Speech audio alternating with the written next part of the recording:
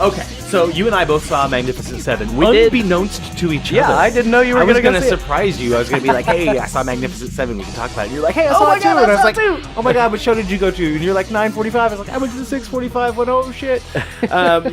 Magnificent Seven, starring Denzel Washington, Chris Pratt, Vincent D'Onofrio, Ethan Hawke. So first off, you gotta love westerns, okay? Oh, yeah. And it's a decidedly American genre, even though a lot of Italian directors have had a lot of success directing westerns, but it's definitely an American story.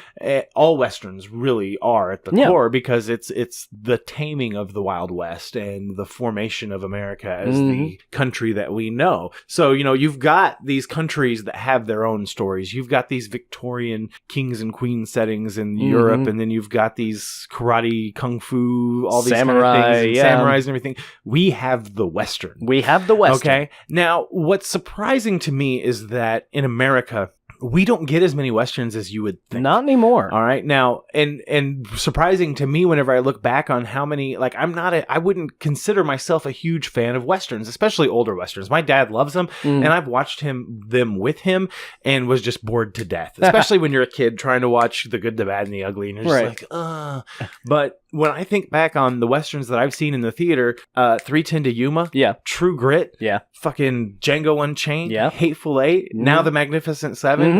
But it seems like we may get like one every couple of years. Right. Or maybe, I think we had the Hateful Eight and Magnificent Seven both this year. So Hateful Eight, I think, was late last year. Are you sure? Because I watched it when I moved to this state. Really? Yes, because it had just came out when I moved here, and I moved here in December. So it had to have been within the last because I thought year. it was like Christmas of last year. Around Christmas. Well, it's not Christmas now, so it's still the last year. Okay, fair enough. I thought you were literally just talking about the year of 2016. It's September, sir. So really, I mean, if you think about it, if you take Django Unchained and you take Hateful Eight out of the equation, because those are both Tarantino spaghetti movies, Western types. Quentin Tarantino is the only one making original Westerns right now. Yeah. Because Magnificent Seven is a remake. It's a remake. 3:10 to Yuma was also a remake. True Grit was a remake. Also a remake. Can you think of any other Westerns that have come out besides the Hateful Eight and Django Unchained, like maybe in the last 5-6 years?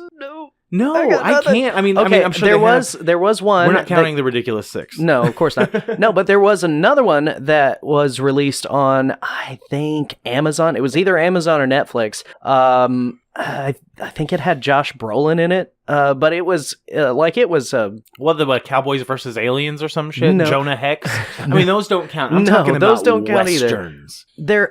There was. I can't remember what it was called though now. So I'm sorry, but so I think for a big part of it, Quentin Tarantino should be recognized as kind of reinvigorating the genre. Yeah. But also, it seems like whenever I was growing up, we had 0 Westerns, and then Tombstone. Bone then Tomahawk. Unforgiven. That was the name of it. Bone Tomahawk. Right, but is it a major theatrical release? No, not. Very much not a major theatrical release, but I did hear that it was pretty good. Okay, so let's actually get into the meat of it. Magnificent Seven. So, right off the bat, I gotta say that I was impressed by all the performances, but the 2 actors that stood out the most to me were Ethan Hawke, and the one who stole the show was Vincent D'Onofrio. Oh, yeah. For me. Without question. And that's the crazy thing, and I was leaving, and I was thinking, I was like, every time I see Vincent D'Onofrio's name in the title screen or the casting, I get excited. Yeah. But I always forget how great of an actor he is. Oh, dude, and when you think about what his last role was, Wilson Fisk in Daredevil, 2 wildly different roles, and I absolutely love the way he chose to portray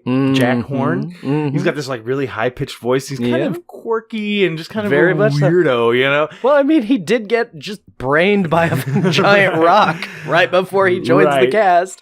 And, one of the main reasons I wanted to see The Magnificent Seven is because of Chris Pratt. I've been a fan of Chris Pratt since I was watching Parks and Recreation. Yeah. And I'll pretty much go see any movie he's in. And I'm really glad that he's So did you see the trailer for Passengers before Magnificent Seven? No. They didn't show Passengers trailer before Magnificent Seven? I don't recall. That's Chris Pratt and Jennifer Lawrence on a spaceship. No, I did not see that. Okay, you need to watch that Maybe trailer. I went to go get popcorn or We'll something. talk about that next week. Yeah, but it looks good? Oh, yeah. Honestly, I'm not a huge fan of J-Law. I know a lot of people like her, but I don't think she's. I don't know. Anyway, let's move. Little on. off topic. Okay, so Denzel Washington gave a performance that I expect. Yeah. All right. He's Denzel Washington. He's a fantastic actor, but he didn't really bring anything new to his performance. The same thing with Chris Pratt. He was Chris Pratt. Okay. But that's great for him. He's going to be a great leading man, and I hope he's very successful. Ethan Hawke, though, is one of those, like, this is like Kurt Russell in, what was it, Tombstone? Yeah. Yeah, like his role. It was so surprising and just like, wow, Ethan Hawke, I keep forgetting how good of an actor he is. And it seems like every time I see Ethan Hawke in a movie, I'm like, he still works? What? You know, because the last movie I remember him even being in was The Purge. Yeah. You know, which was a low-budget horror movie, and all of a sudden he's in a ensemble, big-budget Western. He did great. He did absolutely great. And, you know, Vincent D'Onofrio was fantastic. And there's a lot of things in that movie that are very Western cliche. Yeah. Like when Denzel Washington walks into the bar. And and everybody's up everybody's on the doors and everyone's like watching him and everything. But at the same time, these are cliches that you like to see, where they are forgiven because it's that genre. Yeah. Okay? You can have a million action movies that just be the same cliche over and over again. No, it's the same thing. But with the Western, I'm too old for this you shit. almost look for these things. And we aren't inundated with Westerns like we are some other movies. Very much so. It wouldn't be a bad thing. But I want to see more original stories. Yeah. That is a great point, actually, because the only original Western stories that we have gotten lately have been spaghetti Western stories. Yeah, Quentin Tarantino. From Quentin Tarantino. But at the same time, those are still not realistic. Right, and they're highly not realistic. stylized. Yes, they're very highly stylized. And hip-hop soundtracks and shit. Yeah, and they're revenge fantasies, which this movie also has a very basic revenge storyline, but it's and that at seems least to more drive realistic. a lot of Westerns. It's like, we have this outlaw, we got to take him out. Oh, man, you remember Young Guns? No. You've never seen Young... Oh, no. Dude. You could very well say that that's like the Magnificent Seven of the late 80s, because I mean, you had Emilio Estevez and Lou Diamond Phillips and all these, and he was Billy the Kid. Right. And I just now thought of that, Young Guns. That was such a good movie. And there was a sequel. It wasn't as good, but it was all right. But that anyway, is one that I've always wanted to see. See it. Yeah. You should see it. That's where the Bon Jovi song, that was on the soundtrack to that movie. Wanted, Dead or Alive? Yes. Yeah. Absolutely. Dude. Yeah. So the crazy thing is, when you think about Japan, okay, you've got Godzilla movies, you've got samurai, kung fu movies out the ass.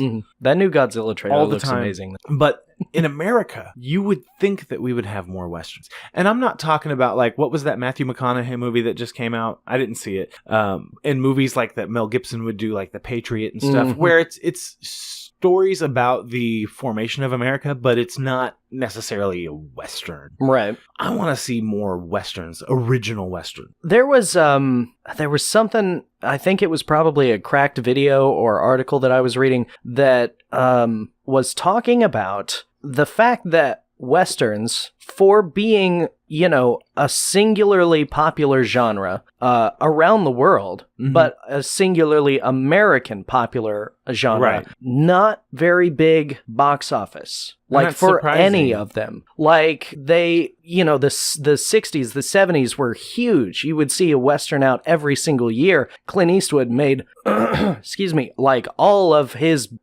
best movies in the 70s. $70s, few dollars more, Good, Bad, and the Ugly. Exactly. All those, But those movies did not have a particularly large box office gross. They weren't blockbusters. Yes, they were, and no Western has ever been a blockbuster, which is probably why there's plenty of Westerns that have been critically acclaimed. Yes, most of them are critically acclaimed. John Wayne made his entire career on shooting Westerns. Yeah. And he was the biggest movie star in America for 20 years.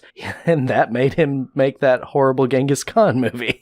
But Westerns traditionally do not make a lot of money, and I don't know why that is. That's a shame. Yeah. It really is. We'll see if that changes with the Magnificent Seven, whether they actually get a decent box office gross on this opening weekend. Theater was packed last night. Yeah. For my show. For the 9:45 show, it was almost packed. That's good. And that's a late show. That's good. So some of the things that I want to talk about as far as the movie itself, because we've kind of just talked about Westerns in general, but the movie itself, first of all, there were some really emotional moments in that, particularly during the third act. Yeah. And third a lot act of the characters that died in it, I kind of got a little misty on some of those. And that's the weird thing about growing older, is because I find myself getting more emotional. I never used to care. See, and I've always gotten emotional about movie deaths. And it just like, seems even like when I was a little kid. The older I get, the more emotional I get when I watch things like that. But so I don't, we don't want to spoil anything if you haven't seen it. But there's some people in there that maybe die that you're like, oh, I didn't want to see that person die. Right. And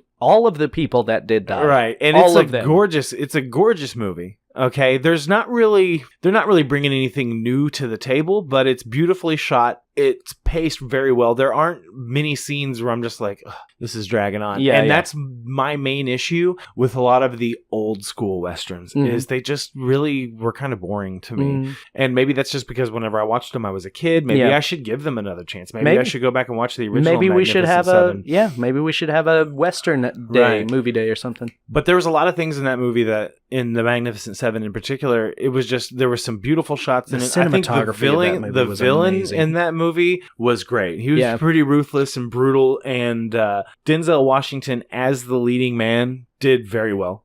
Chris Pratt was great, but a good comedic foil. Yeah. I went into it thinking I would like Chris Pratt's character the most, and came out being like, oh shit, Vincent D'Onofrio and Ethan Hawke were fantastic in this movie. And I love the just the kind of demons that Ethan Hawke's character, Goodnight Robichaud, is facing in that movie, and his Asian companion, and some Billy. of the action scenes with him were really awesome. The way he uses knives and everything. And if you get a chance to see it, go see it. If you don't want to see it in the movie theater, wait till it comes out. But everybody should see The Magnificent Seven. And I love the ending where they played the iconic theme song at the end, because it's like, look, we're not going to forget about the original, and we're definitely going to pay homage to that. I will say, I have never seen the original. Right. Have you? It's been a long, long time. Yeah. I know Yul Brynner was in it. Really? Who was in the original Westworld, which HBO is... which HBO is doing. And maybe that'll help, because the Westworld is going to be kind of a mishmash of both a Western and a science fiction thing. And, that's one of the reasons I love Firefly so much, is because it was like a sci-fi Western. Yep, that's exactly what it was. There were horses, and they were these frontiers that they were trying to tame, and bullets with guns with real bullets in them, and I love that. And about Firefly, so I like those are the two genres that you don't think on paper would work well together, but they do work so well together. Except in Cowboys versus Aliens. Never saw it. Don't care to see it. Actually. It's so bad. So the director is Antoine Fuqua. Yeah. Okay. So what else has he directed? I have absolutely no idea, but I know I've seen his name attached to stuff before. I'm gonna look him up real quick. All right. Talk amongst yourselves. Antoine Fuqua, if you American film director. He did Training Day. Ethan Hawke and Denzel Washington, which was a great movie. Yeah. And what's crazy is Training Day came out in 2001. Wow. Can you believe it's been 15 years? I mean, it's like our Super Troopers discussion last week. And I remember watching Training Day for the first time, being like, oh, Ethan Hawke, he hasn't worked in a while. And then all of a sudden they're working together again. So, I like seeing directors that use a lot of the same actors, because, I mean, Denzel Washington won an Oscar for his role in Training Day. And and the girl that plays the main, I've already forgotten her name, but the girl that hires Chisholm and the rest of the seven, she and Denzel actually worked together in a movie a couple of years ago. Which one was that? I have no idea. I just looked her up afterwards because I was like, I wonder if I recognize her from anything else, because she has a familiar looking face in The Magnificent Seven, especially. Is that one of Ron Howard's daughters or something? I don't know. But she's not. Spoiler alert, she's not. But it says here that Antoine Fuqua was producer of the 2016 television remake of Roots. Did I miss that? Yeah. Oh. Yeah, that was, I think that was during Black History Month this year. Oh, that they aired that. Because I remember watching Roots in school. Geordie LaForge. Oh, yeah. Kunta Kinte, dude. Mm-hmm. Yeah. No, his name is Toby. It's Kunta Kinte. Fuck you. All right, let's move on.